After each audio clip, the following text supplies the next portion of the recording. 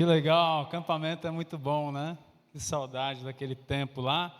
Mas a gente continua vivendo o mesmo tempo juntos aqui e já temos essa data marcada. A data marcada para o ano que vem do acampamento. Segundo acampamento da VID também será em novembro.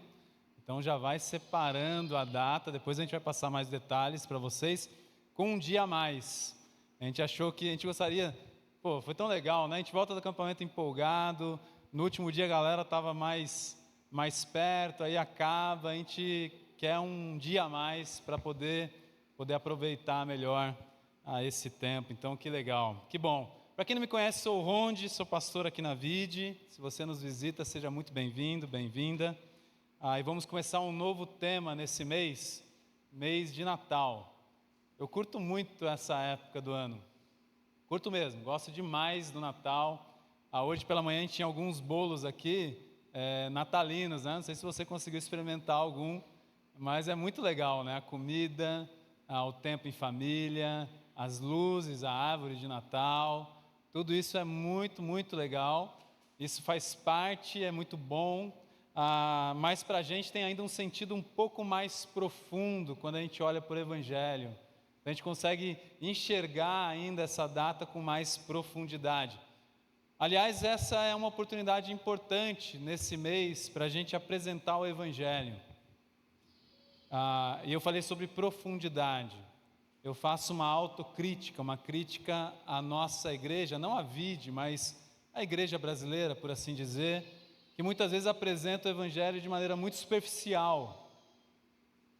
Às vezes apresentamos o Evangelho, um Evangelho que a gente apresenta para crente ouvir. Por exemplo, quando alguém pergunta para você quem é Jesus, ou alguém quer saber, ou numa conversa surge a oportunidade de falar a respeito de Jesus, ou se eu perguntar aqui para vocês, olha, em poucas palavras, quem é Jesus, eu sei que eu vou ouvir algumas coisas que eu sempre ouço. Jesus é o meu Salvador. Jesus é o meu Senhor. Jesus é o Filho de Deus. Jesus é o Messias. Jesus é o servo sofredor. Legal, tudo isso é verdade, são inclusive verdades bíblicas. Mas será que ao apresentarmos Jesus dessa maneira, as pessoas estão entendendo de fato quem Ele é? Se você diz que Jesus é Salvador, será que esse conceito de salvação está claro para você o que seria a salvação nas Escrituras, para dizer que Jesus é o Salvador? E será que está tão claro para você que você consegue passar isso com profundidade e contextualizar as pessoas que não entendem, não têm esse conceito, não sabem o que é salvação nas Escrituras? Então você chegar para uma pessoa e falar, olha, Jesus é o Salvador, será que faz sentido para ela? Será que só isso basta para ela? Será que ela consegue entender o Evangelho a partir daí? Nasceu o menino, nasceu o nosso rei, nasceu o Salvador da humanidade. Legal, estamos apresentando Jesus. Mas a crítica que eu faço é que é uma apresentação superficial e sem contexto. Talvez não faça sentido algum às pessoas. Tem crente, inclusive, que nessa época de Natal está mais brigando contra Papai Noel, a árvore, está mais brigando com a cultura natalina do que apresentando o Evangelho. Aí é pior ainda. Será que falarmos que Jesus é o Filho de Deus, tão simplesmente a gente jogar isso no ar? Ou falar que Ele é o Rei dos Reis, Senhor dos Senhores, será que tão simplesmente a gente jogar isso no ar faz sentido às pessoas? Talvez não faça nem sentido para você, de fato. Talvez você se apegou a uma mensagem religiosa. Talvez você se apegou a uma tradição familiar, uma tradição religiosa familiar, e você repete isso por aí, como um papagaio repete o que a gente ensina para ele. Talvez isso ainda não atingiu o teu coração. Por isso eu digo que muitos, mas muitos crentes no nosso país, que é um país na sua maioria de cristãos, de pessoas cristãs, muitos crentes no nosso país apresentam ainda o Evangelho com muita superficialidade. Não há profundidade. E esse Jesus que está sendo apresentado não faz sentido às pessoas. Não faz nenhum sentido. Talvez o Papai Noel faça mais sentido para elas do que Jesus. Porque nós talvez não temos essa profundidade, nós talvez não entendemos ainda e não conseguimos então passar com profundidade. E eu quero nessa série desse mês instigar você a conseguir, se você não entende a mensagem do Evangelho ainda com mais profundidade, que isso venha de certa maneira ser instigado em você. Nós não vamos conseguir, nesses 3 domingos que temos, alcançar essa profundidade que gostaríamos, mas eu quero te instigar então eu quero que você saia desse tempo assim, entendendo o Evangelho para si, trazendo para você mesmo essa questão do Evangelho, da profundidade do Evangelho. Então talvez você vai estar aqui buscando ainda esse entendimento.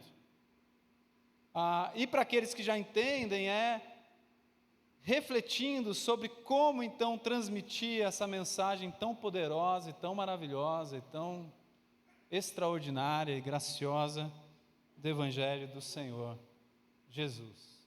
O tema esse mês é o amor encarnou. Quando a gente fala sobre o amor, é algo que atinge todo ser humano.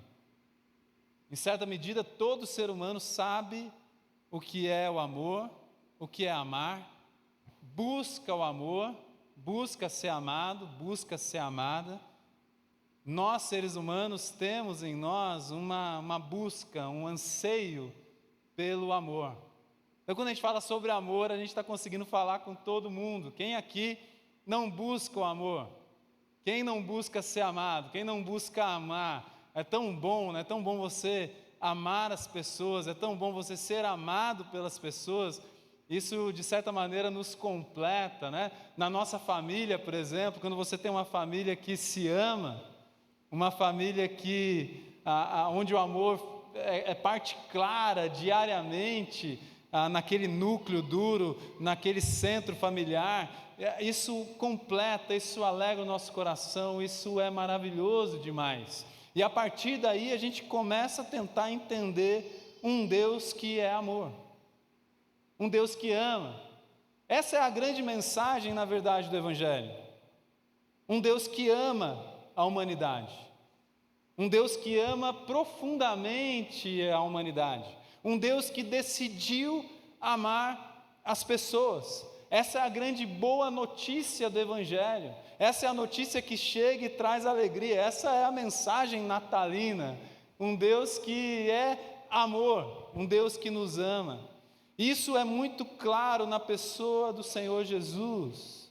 O Deus encarnado que vem, que nasce, que invade esse universo, o nosso, entre aspas, universo humano, para demonstrar do seu amor, da sua luz, da sua graça para nós. E tem muita coisa no Evangelho, gente, tem muita coisa que é de difícil entendimento. O Evangelho, a mensagem do Evangelho, ela é simples, a boa notícia é simples, mas o Evangelho não é tão simples assim. Há muita coisa no Evangelho que é difícil para a gente entender, que demora tempo para a gente entender. A mensagem de que Deus nos ama, a mensagem de que Deus nos deseja para si, a mensagem de que Deus quer ter relacionamento conosco, isso é simples, mas o Evangelho tem várias nuances intrincadas, complexas, profundas, difíceis de entendimento.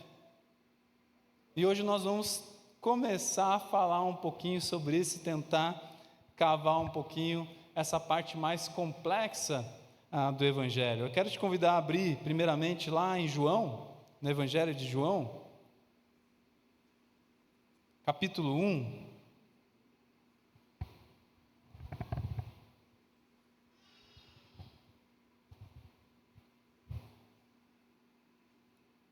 João 1,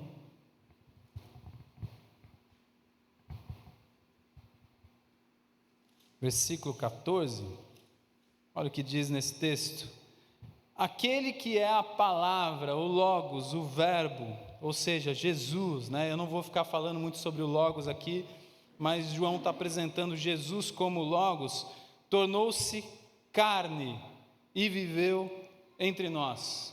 Vimos a sua glória, glória como do unigênito vindo do Pai, cheio de graça e de verdade. O Logos, a palavra, Jesus, aqui João está apresentando Jesus de uma maneira que fez muito sentido à época, ao falar ou a se referir a Jesus como Logos, como a palavra, como o verbo, se fez carne. O verbo encarnou. O verbo se fez carne e osso como nós. E ele continua dizendo o seguinte: vimos a sua glória, glória como do unigênito Pai, cheio de graça e de verdade. Há aqui algo muito complexo no Evangelho: a encarnação de Jesus. Jesus, o Deus homem, o homem Deus, o Deus encarnado, o Deus que se faz carne. Isso não é fácil de entender. Como pode Deus se tornar carne? E João está dizendo: olha, isso aconteceu. Jesus é o Deus que se torna carne. Olha só o versículo 2, diz assim: ele estava com Deus no princípio. João vai falar, ele estava com Deus, ele era Deus, e esse Deus se fez carne. Ele deixou o seu lugar de estar com Deus. Então o Filho de Deus deixa o seu lugar, ao estar lado a lado com o Pai, e ele se torna carne, ele se torna ser humano. Está aqui um negócio complicado da gente entender, mas a gente vai caminhar um pouquinho nisso hoje pela manhã. Vai lá para 1 Timóteo capítulo 3, versículo 16. 1 Timóteo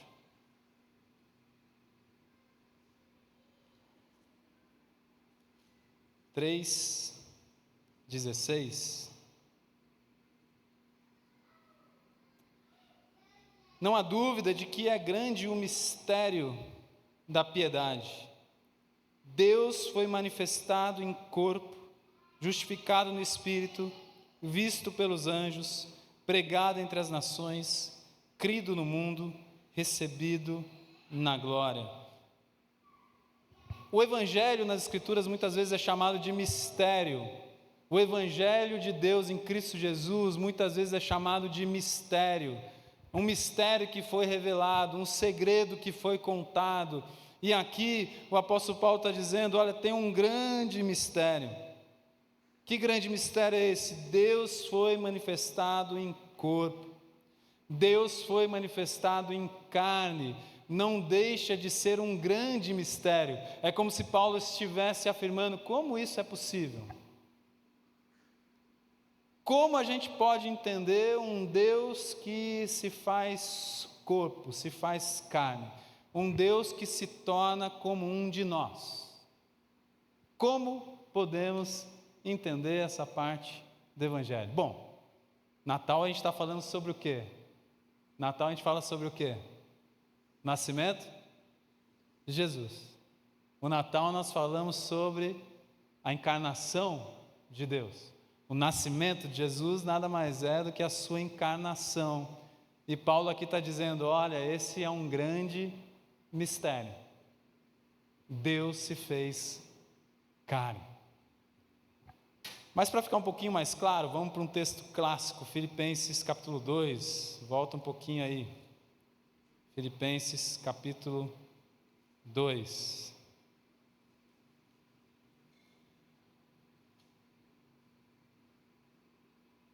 A partir do verso 5. O mesmo apóstolo Paulo diz o seguinte: seja a atitude de vocês a mesma de Cristo Jesus. E aí ele vai citar uma poesia, um hino antigo, dizendo o seguinte: que, embora sendo Deus, ou seja, equiparado, equivalente a Deus, o que ele disse antes, estando na mesma posição, não considerou que o ser igual a Deus era algo que devia apegar-se.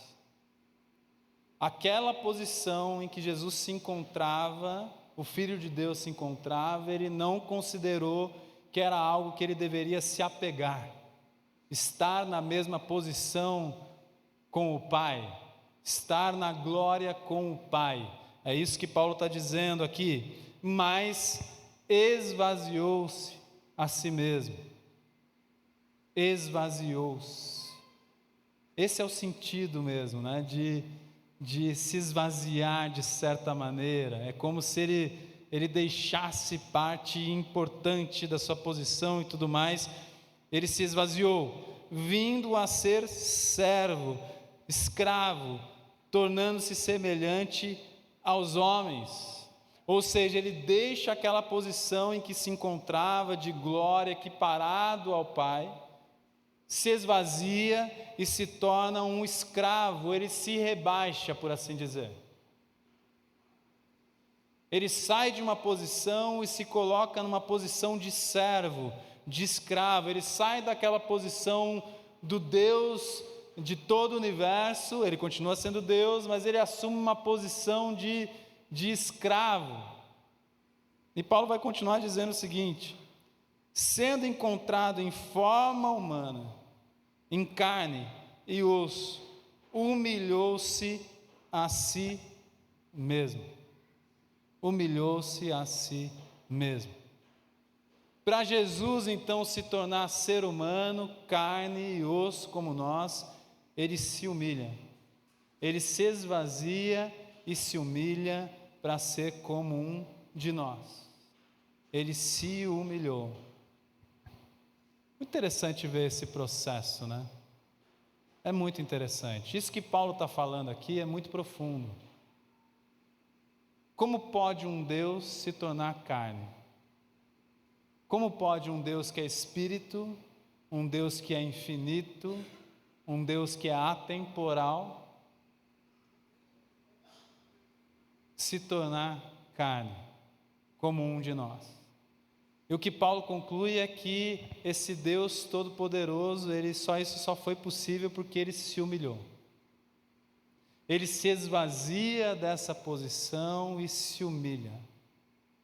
Jesus humilhou-se para tomar essa forma de servo, de escravo, de ser humano como nós. Isso é muito profundo. Isso é muito profundo. Agora, pensa no processo. Esses dias eu ouvi um teólogo dizendo algo interessante e eu refleti um pouquinho em casa. Ele disse o seguinte, que para Jesus mais humilhante do que a crucificação, do que a cruz, foi a encarnação. Mais humilhante do que a crucificação, a cruz é algo extremamente humilhante. Mas esse teólogo, ele afirmou, olha, eu penso que a encarnação é algo mais humilhante para Jesus do que a crucificação. E depois eu fiquei pensando isso em casa.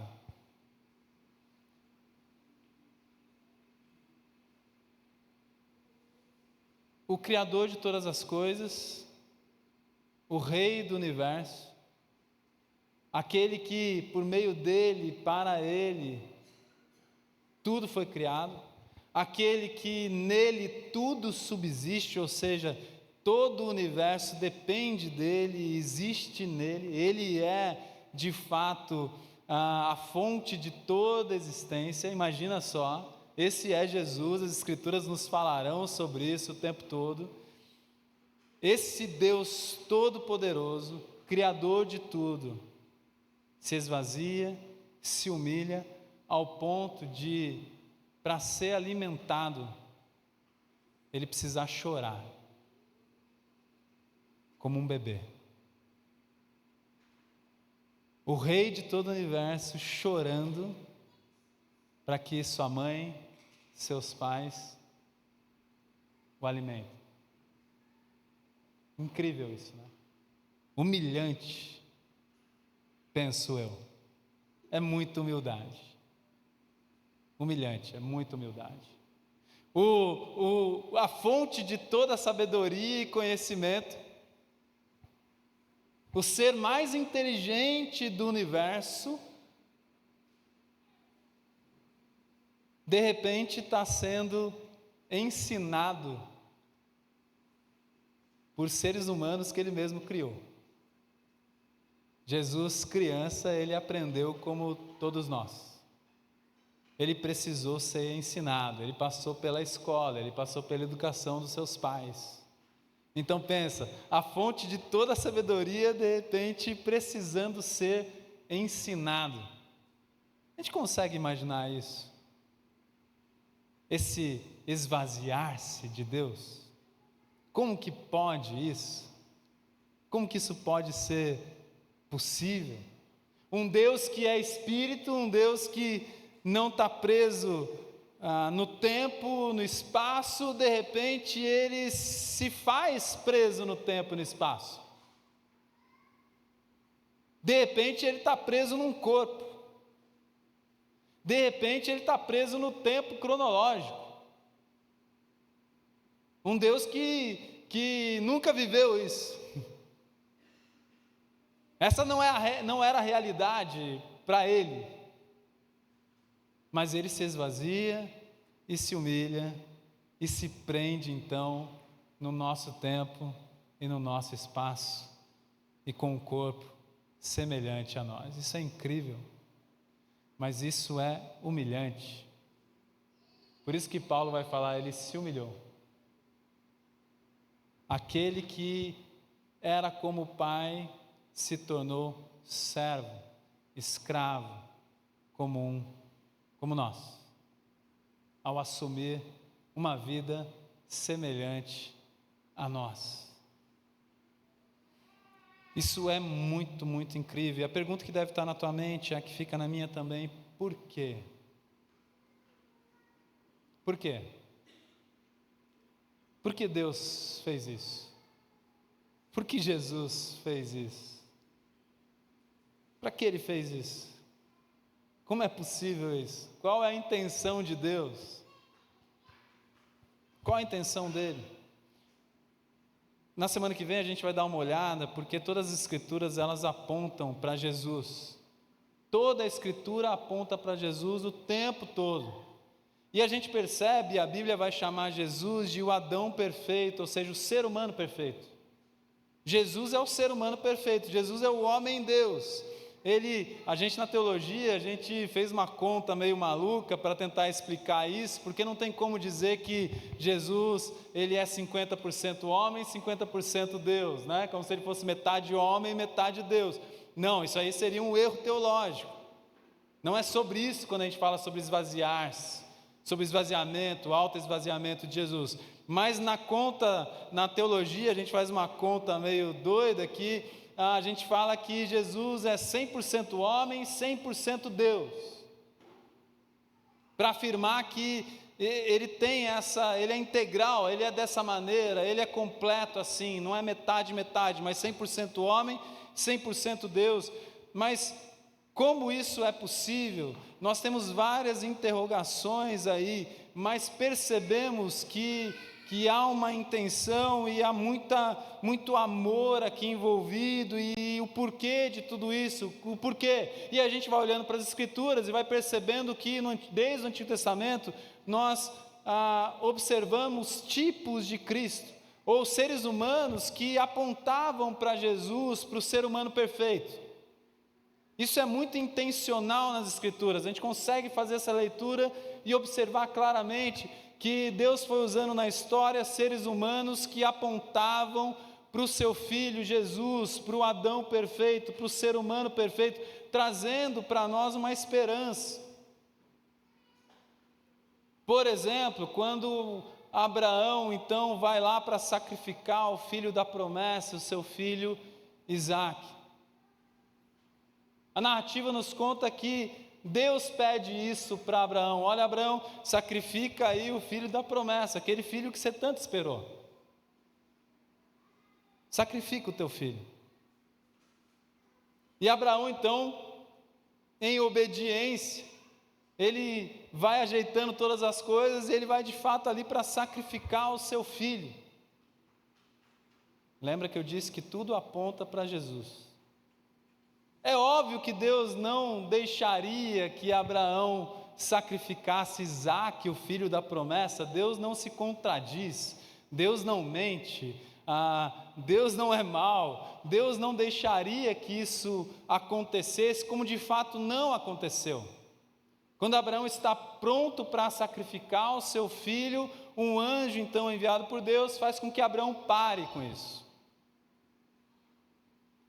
Mas sabe o que é interessante? É o que o anjo diz que Deus falou para Abraão: olha, Abraão, agora eu sei que você me ama. Eu sei que algumas traduções trazem como eu sei que você me teme, e outras nem trazem isso, mas a ideia ali: eu sei, Abraão, que agora eu sei que você me ama, porque eu te pedi seu único filho, seu filho, ele tinha outro filho, mas não era o filho da promessa, mas eu te pedi esse filho, e você não me negou. Abraão, agora eu sei que você me ama.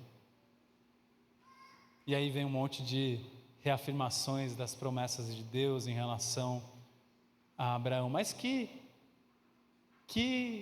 resposta, qual pergunta esse texto responde? Por que Deus então se encarnou? Por que Deus se torna ser humano como nós e se sacrifica na cruz do Calvário? Porque a gente não tem como viver o Natal sem apontar para a Páscoa. Por quê?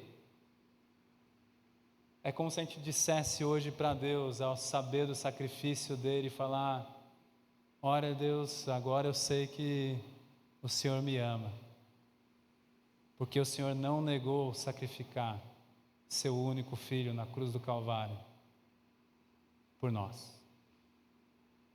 Deus não deixou que Abraão sacrificasse Isaque, mas Deus deixou o pai deixando o filho.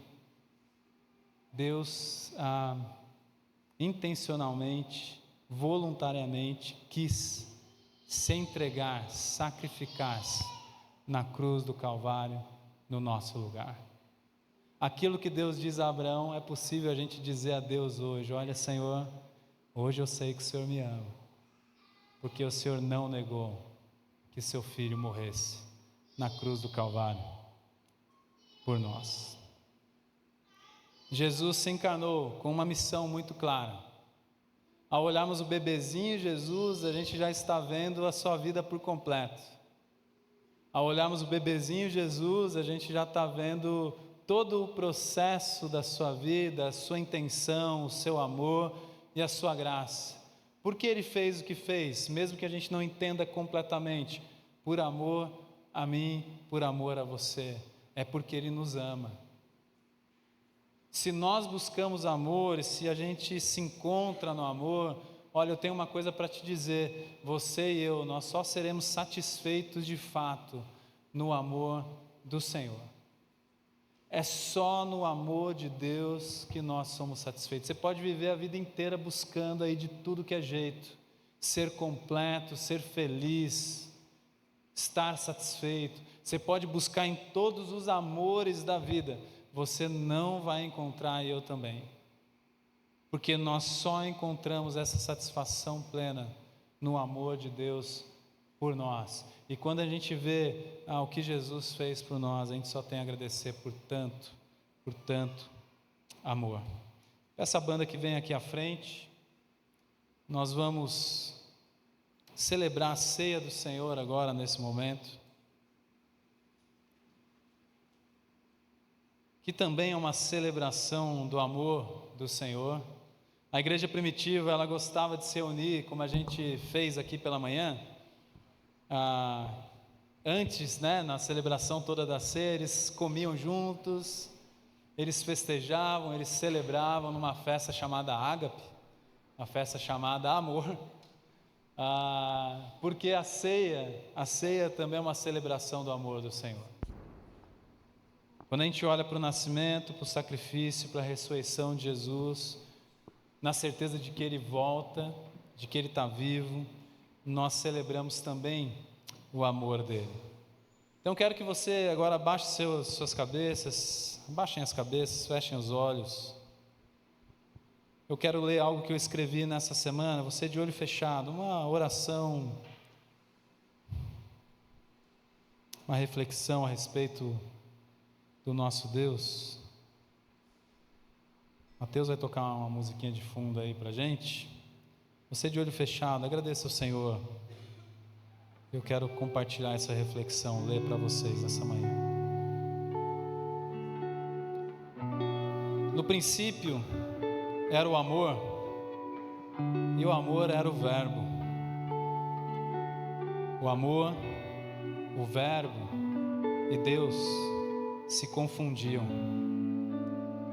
Onde começa um e termina o outro, na verdade, não há começo nem fim. O amor é a essência, é o meio, é o tudo. O amor é a própria existência divina. O amor é eterno. Tudo foi criado por meio dele, o amor. Nada veio a existir sem ele. O amor é o elo entre toda a criação. Por ser o Verbo, o amor escolheu tornar-se vida para que pudéssemos vê-lo, tocá-lo, senti-lo. O que para nós era apenas um sentimento, tornou-se uma expressão viva, corpórea, carne e osso como nós. Como isso é possível? Como o amor pode caber no nosso pequeno mundo? Como o amor pode habitar entre nós tão hostis? O amor escolheu nos amar. Não poderia ser diferente. O amor é o Verbo. O Verbo é o amor. O amor precisa ser conjugado. Generosidade, graça e verdade são conjugações do amor. Deus é amor e mostrou o quanto nos amou ao enviar o Verbo ao mundo para que, por meio dele, tenhamos vida. Só sabemos o que é o amor porque o Verbo deu a sua vida por nós.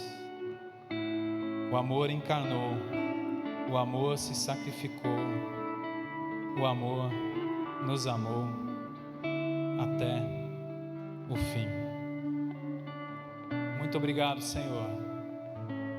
Muito obrigado, Jesus. Muito obrigado por nos amar tanto assim. E merecedores que somos do teu amor.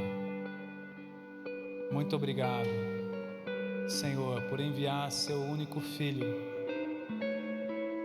para viver no nosso meio,